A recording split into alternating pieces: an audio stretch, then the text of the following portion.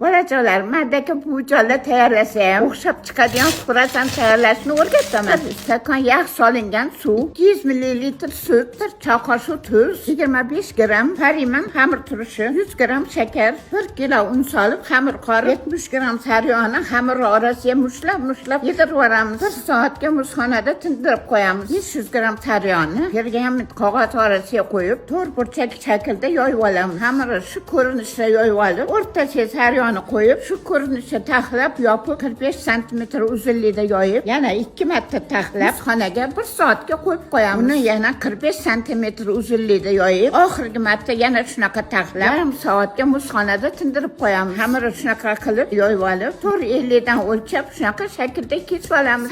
Sal cho'zib o'rab olib, oshirishga bir pas qo'yib qo'yamiz. Ustiga tuxumni sarig'iga suv aralashtirib sepib olamiz. 180 gradusda chiroyli qizarguncha pishirib olamiz. Ichiga solishga men shunaqa quyuqqina gishonkadan foydalandim. Bu jonilarni qilgan xurasani sizlarga yoqqan bo'lsa, bitta yurakcham bosib ketinglar. Bismillah.